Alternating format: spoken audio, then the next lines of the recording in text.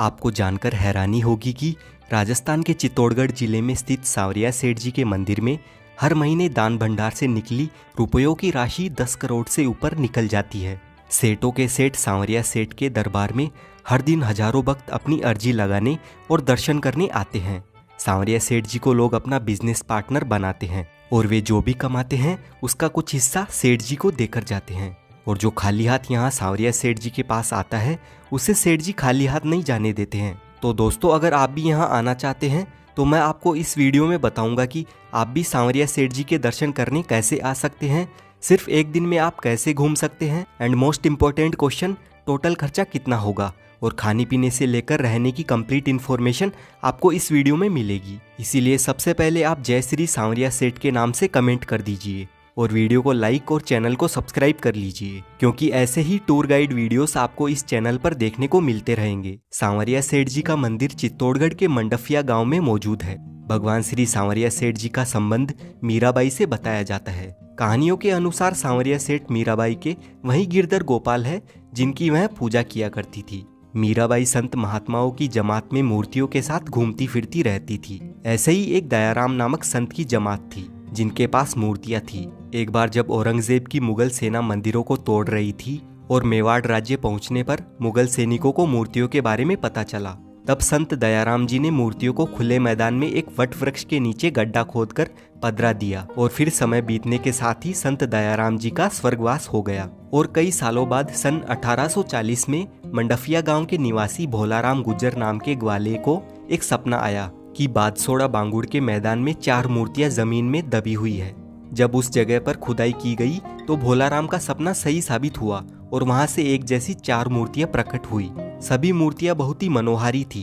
देखते ही देखते ये खबर चारों ओर फैल गई और आसपास के लोग वहां पर पहुंचने लगे। फिर सभी की सहमति से 4 में से सबसे बड़ी मूर्ति बादसोड़ा गांव ले जाई गई। बादसोड़ा में प्रसिद्ध संत पुराजी भगत रहते थे। उनके निर्देशन में उदयपुर मेवाड़ राज परिवार के भिंडर ठिकाने की ओर से सांवलिया जी का मंदिर बनाया गया। यह मंदिर वही मंदिर है और सबसे पुराना मंदिर है, इसीलिए यह सांवरिया सेठ प्राचीन मंदिर के नाम से जाना जाता है। दूसरे नंबर की मूर्ति को वहीं खुदाई की जगह स्थापित किया गया और इसे प्रकट स्थल मंदिर भी कहा जाता है। सबसे छोटी मूर्ति भोलाराम गुज्जर द्वारा मंडफिया गांव ले जाई गई, जिसे उन्होंने अपने घर के परिंडे में स्थापित करके पूजा आरंभ कर दी। चौथी मूर्ति निकालते समय खंडित हो गई, जिसे वापस उसी जगह पधरा दिया गया और इन जगहों पर समय के साथ भव्य मंदिर बनते गए। उन्हीं में से ये सांवरिया सेठ का मुख्य मंदिर माना जाता है। सांवलिया सेठ के बारे में यह भी मान्यता है कि नानी बाई का मायरा भरने के लिए खुद श्री कृष्ण जी ने सांवरिया सेठ का रूप धारण किया था।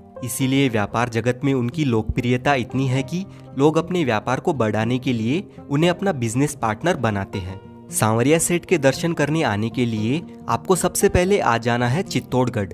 यहाँ पर आप बस या ट्रेन के थ्रू आसानी से आ सकते हैं। मंदिर का सबसे नजदीकी रेलवे स्टेशन चित्तौड़गढ़ जंक्शन है। चित्तौड़गढ़ रेलवे स्टेशन मुख्य स्टेशन है, तो आपके शहर से आपको यहाँ तक डायरेक्ट ट्रेन मिल जाएगी। दिल्ली, इंदौर, भोपाल, जयपुर जैसे शहरों से ट्रेन यहाँ रेगुलर बेसिस पर आती जाती रहती है। चित्तौड़गढ़ जंक्शन पहुँचने के बाद रेलवे स्टेशन के ठीक सामने मंडफिया जाने के लिए टेम्पू और बसें लगी हुई रहती है। इन्हीं में हमें मंदिर तक जाना होता है। चित्तौड़गढ़ से सांवरिया जी का मंदिर 40 किलोमीटर की दूरी पर है और 60 रुपए पर पर्सन के अकॉर्डिंग इन लोकल टेम्पू का किराया रहता है।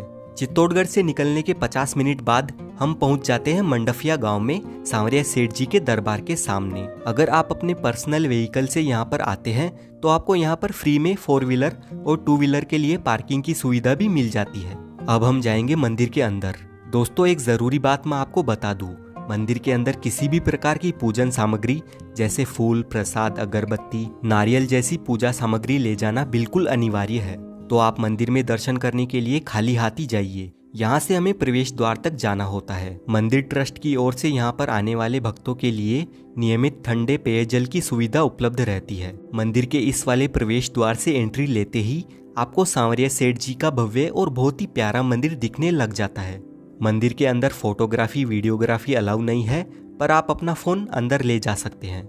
और मंदिर के खुलने और बंद होने की टाइमिंग की बात करें तो सुबह 5 बजे से 12 बजे तक और 2:30 बजे से 11 बजे तक दर्शनों के लिए मंदिर खुला रहता है। हर महीने इस मंदिर में 10 लाख लोग आते हैं, तो काफ़ी ज़्यादा भीड़ होने की वजह से हमें आधे 1 घंटे तक लाइन में लगकर इंतजार करना पड़ता है। इसी बीच सांवरिया जी के जयकारों के साथ समय का कोई ख्याल ही नहीं रहता है और हम धीरे धीरे करके मंदिर के अंदर प्रवेश कर लेते हैं। जैसे ही आपकी नजरें सांवरिया जी से मिलती है, आपके सारे दुख दर्द चुटकियों में गायब हो जाते हैं। अगर आप सच्चे दिल से मंदिर में आते हैं तो मानो आप कुछ देर के लिए अलग ही दुनिया में पहुंच जाते हैं और हमारे दर्शन बहुत ही सुंदर तरीके से हो जाते हैं। मंदिर से बाहर आते ही लेफ्ट साइड में आपको आ जाना है। यहाँ पर 2 मंदिर बने हुए हैं। पहला शिव जी का मंदिर है जो कि सेठ जी के मंदिर के तलघर में स्थित है। भोलेनाथ जी के दर्शन करने के बाद हम दर्शन करते हैं श्री आमलिया बावजी के। बड़े से इमली के पेड़ के नीचे यह स्थान बना हुआ है।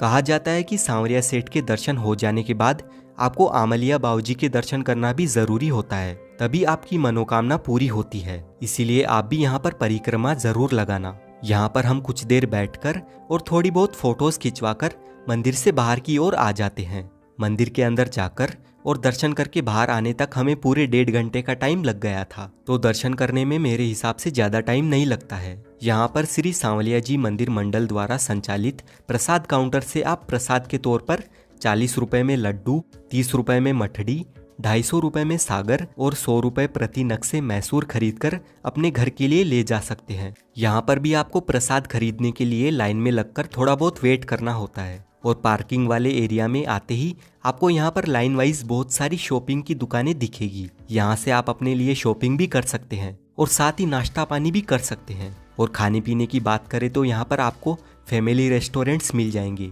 जिन पर 110 रुपए से लेकर 190 रुपए तक थाली ऑप्शन देखने को मिल जाएंगे और काफ़ी बढ़िया खाना आपको यहाँ पर मिल जाएगा।